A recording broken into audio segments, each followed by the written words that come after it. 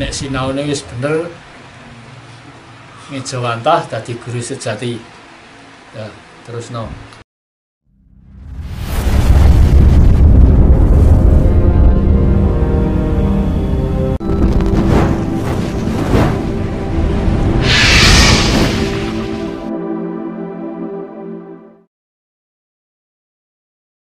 Nggih, wau pun kula singgung. Nek wis iso bedakno antarane bener lan kleru, karek milih sing endi. Niki tumrape serawung. Lah nek tumrape pribadi sakudune tumrap pribadi apa kowe kudu serawung apa ora? Mergo ora serawung nek sakudune kan mboten butuh serawung. Mongko manungsa niku mboten urip dhewe. Nggih. Mboten urip dhewe. Lah sing jelas sing cetha manungsa kudu apa? Kudu iso mbedakno antarane bener karo kleru. Mergo kangge sangu serawung, sarawung. Siji nek wis iso mbedakno bener karo kleru, milih sing endi? Nah, nek milih sing bener, aku ki sapa? Aku serawung karo sapa? Terus aku kudu piye? Niki dipadosi wonten saklebetipun pasinaon. Kedahe ngoten. Lah nek aku pengen dadi wong apik, ya kudu tumindak apik. Janjane manungsa niku nek pengen ora pengen diarani elek wis aja tumindak elek, cukup. Nah, mulane kedah saged mbedakaken pundi ingkang leres, pundi ingkang klentu. Nah, Gusti butuh apa? Gusti jane ora butuh apa-apa. Nek Gusti tesik butuh ya urung kuwasa. Gusti iku ora butuh disembah. Ora butuh disanjung. Nggo nang tambah nyanjung-nyanjung ucapane tok lakune ra cocok. Lah niki. Mulane lenggahe manungsa kedah teng alam santri niku wau. Santri niku tembung saking eksantri bagus tetelu nggih. Bagus ati, bagus lati lan bagus pakarti. Pakarti niku sembahe raga, lati niku sembahe rasa, tapi nek ati baguse kelakuan sembahe sukma. Dan leresipun Gusti mboten butuh napa-napa. Gusti niku paring pepadang. Nek ana wong sing gelem sinau malah paring pepadang. Kadang-kadang namung ngeten Gusti niku ngejawantah awujud guru sejati, paring dawuh liwat sedulur sejati. Mula posisine wong sinau niku kedah ngerti antarane manungsa lan Gusti. Nek ampun saged ngoten, saged diwastani manunggale kawula Gusti. Dados manunggale kawula Gusti niku Gusti sing nunggal kawula. Gusti nunggal kawula niku nek kawulane mboten resik mboten saged. Mergi napa Gusti niku sipate gaib, sipate suci. Mulane kita nek madosi Gusti nggih kedah nganggo cara gaib, lambaran cara sing suci. Lah Gusti sipate gaib digoleki ning buku nggih mboten temok. Nggih. Terus Gusti menika butuh apa? Jane mboten butuh napa-napa, malah paring pepadang. Sinten ingkang sregep manekung dipun paringi pepadang, contonipun diparingi wisik. nek sinaune wis bener ngejawantah dadi guru sejati. Ya, terus no. Nah, kadang-kadang nek tanglet diparingi jawaban. Tapi niku nggih mboten segampang kalih tiyang ngendika pancen abot sinaune. Nah niki carane madosi Gusti. Nek cara SS mriki lah cara lintune monggo. Kula mboten menang lepataken, nggih mboten menang leresaken. Awit sedaya niku sampun diakoni kagungane Gusti. Menawi Gusti Allah dadi hukum titah niku pinten-pinten masuk akal apa boten lho. Ngoten niku. Wah matoh niku tangkletane. Gusti Allah ngukum titah niku masuk akal napa mboten? Asal manusa iso ngucap ana buktine bakal kelakon. Nek ora ana manusa ora iso ngucapno.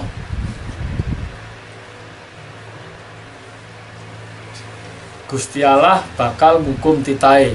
Ya. Tapi ya sing dihukum titah sing endi, sing kepiye. Kadang-kadang niku kan mboten krasa. Jane wis nampa hukuman ora krasa. Mergo napa?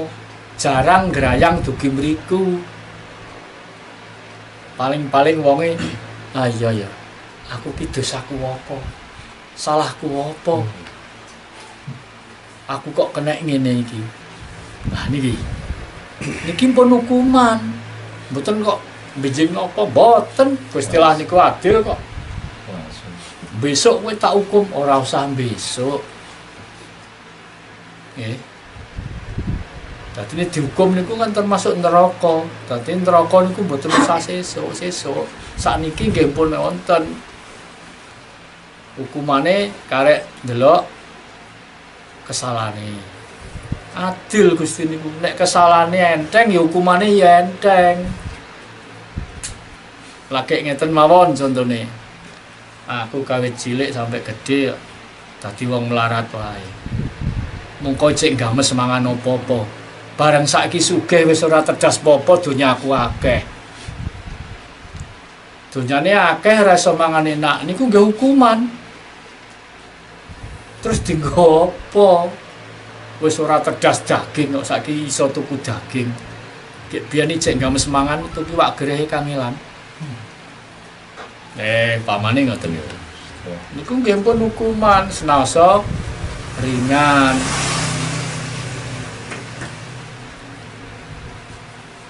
Mulane teng ajaran SS niku sak lebete wewaler 5 niku nek diringkes isine kan niku wau. Ya. Jangan sekali-kali melakukan kesalahan dengan sengaja. Mungkin sekecil apapun kesalahan dilakukan dengan sengaja itu sudah kategori kejahatan.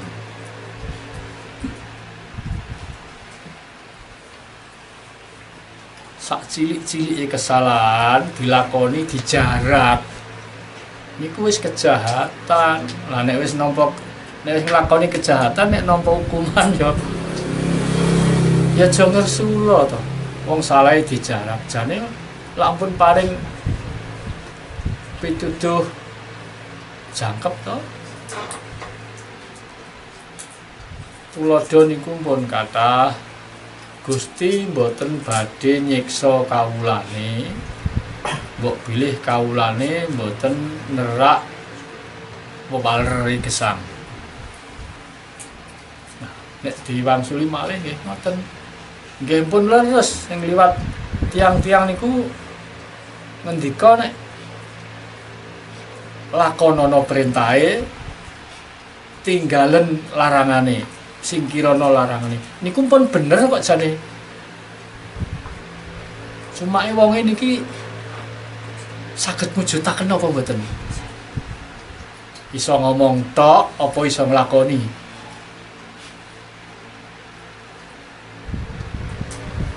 Terus apa panceno niru-niru, apa panceno wis nampa dawuh temen. Mergi napa? Mboten namung tiyang dek biyen. Tiyang sakniki nek purun saestu nggih saged nampi dawuh.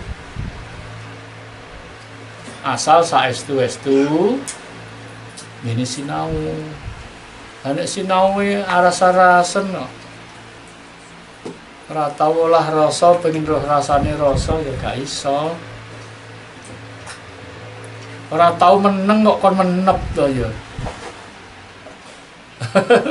Anane iso menep mergo meneng. Menep nek wis menep bening. Nek wis bening napa-napa cetha. Ora ketang ana swara mok sak padha cetha. Ah nek pun ate sinau ngeten swara ki ndi nggone.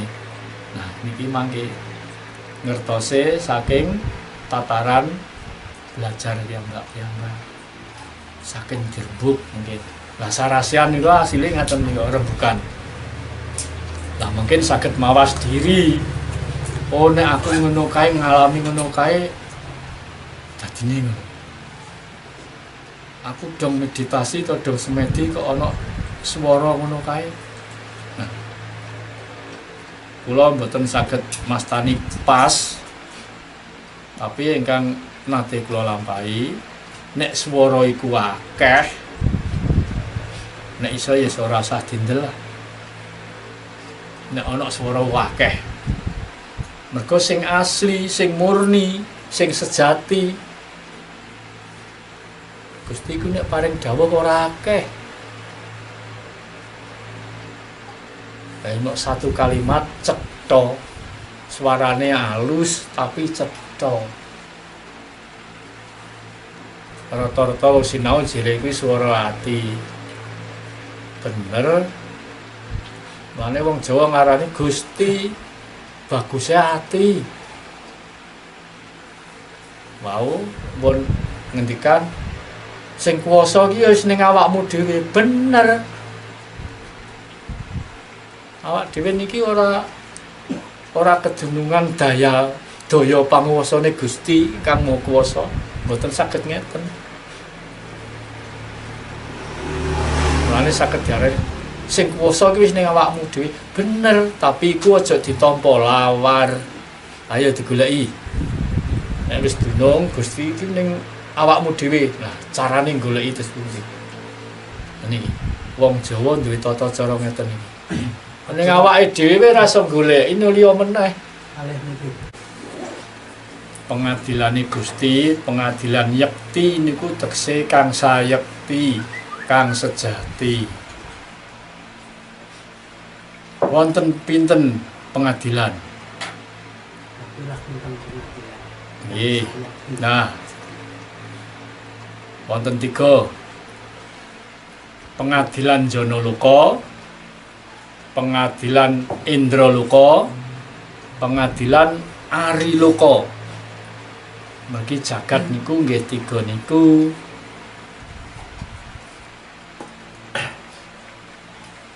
Lah pengadilan menika tegese adil niku seimbang. Mulane pengadilan niku diimbangaken kalih kesalahane. Gusti niku mboten mban oyot mban sindhe. Mboten kados menungsa. Salah cilik dihukum gede, tapi nek salah gede dihukum cilik. Gusti niku pengadilane sangat adil, maha adil. Nek kesalahane ringan, pengadilane ya ringan. Lah, pengadilan niku wonten 3 macem. Pengadilan dhateng Janaloka, pengadilan dhateng Indraloka, lan pengadilan wonten Ariloka. Nah, Janaloka nika wonten alam donya. Lah, sedaya wau ningali kalepatanipun. Ucape kalih patrape, patrap kalih rasane. Saged ugi manungsa niku nampa pengadilan liwat rasa. Saged ugi nampa pengadilan liwat rupa. Nggih. Saged ugi manungsa niku nampa pengadilan liwat swara. Liwat rasa ketoke wong iku muwah samubarang tapi rasane ora tentrem. Mok ketok gembira ing lair tapi batine ora mapan. Nggih. Liwat rupa nggih ngaten. Ketoke ngomonge kaya wong bunga tapi sakbenere rasane susah. Iso njlimur laku.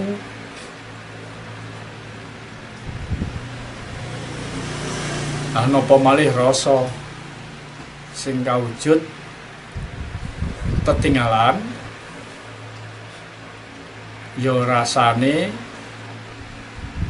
ya rupane diadili nganti ana wong nuwun sewu ketoke melek tapi ora roh telek. Ketoke ganep tapi gutang. Panca indrane mboten berfungsi. Wadah katahe sak katahe kalepatan tartamtu wonten pengadilan.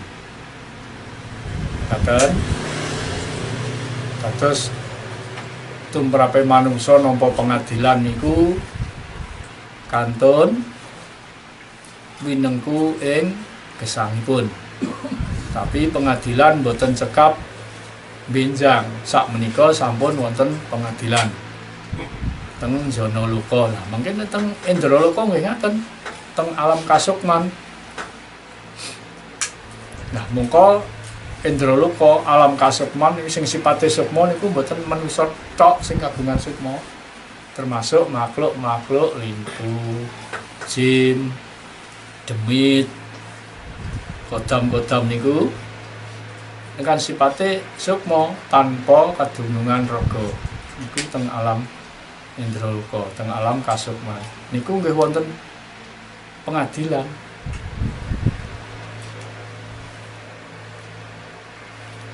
Lawung nek tasik teng Indraloka wonten pengadilan upami kesalahane ringan saged ugi diwangsulaken dhateng Janaloka. Boten kesasar wonten kewan kayon-kayon gesangipun tasik wonten kesempatan ngangge raga manungsa malih. Tapi nek ampun pengadilan teng Ariloka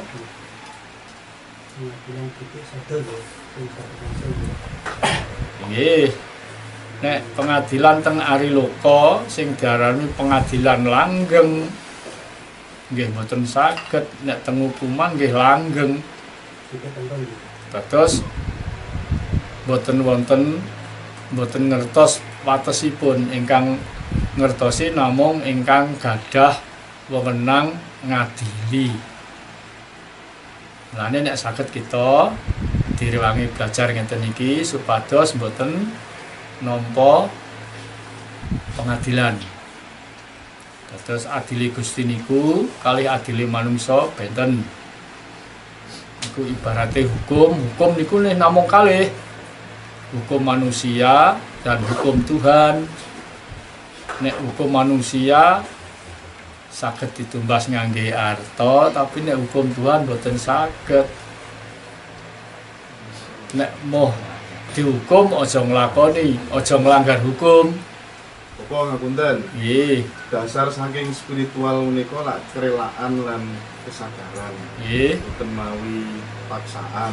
Nggih. Terus misale enten tiyang manembah angsal dawuh tata carane nyembah aku iki ngene lho, gerakane ngene. liyane terus ditularaken ten ngene Suwedaya tiyang kathah. Nggih. Nek awakmu gelem niru persis kaya aku esuk ben matimu tak tanggung selam apa pokoke aku siap nyelametno sliramu kabeh. Padahal tiyang niku benten-benten, karaktere benten-benten, kebutuhane benten-benten. Nggih. Sekelas Siddhartha Gautama mawon, kalau kamu niru cara berspiritualku kepada Tuhan persis kamu bakal tersesat. Nah, ingkang kula napa aturaken pindah wau inten-inten pripun kedahe berspiritual niku kan kedahe membebaskan. Mboten kok nek kowe ora jumatan nek kowe ora nah niku pripun lho. Sinten tiyange? Sinten kemawon, teng pundi kemawon, kapan mawon nek pengen merdeka kedahipun kedah bebas saking penjajahan, belenggu penjajahan. Terus manembah niku sing netral, aja sampai diatur liyan. Terus nek awakmu spiritual nek manembah kudu ngene, kudu nganggo cara ngene. Lah, kudu niku karepe manungsa, kayun wau. Tapi tidak harus sama. Wong Gusti wae nitahno manungsa ora padha, Pak. Manembahe kon padha mboten saged. Nah, zaman Siddhartha Gautama niku kan zaman napa nggih? Kaum Dharma nggih, Hindu, Buddha. Nah, manusia semestinya itu seperti estafet. Setelah kaum Dharma ada kaum Nasrani. Yang yakin pakai cara kaum Dharma, ya itulah yang ditiru, yang kelihatan. Tapi itu saja apa ya sudah benar. Lah kalau gitu, kalau tidak seperti Siddhartha Gautama kan dianggap salah. Lah padahal manembah yang benar, manembah yang rela, bagaimanapun caranya, jangan sampai ada rasa terpaksa.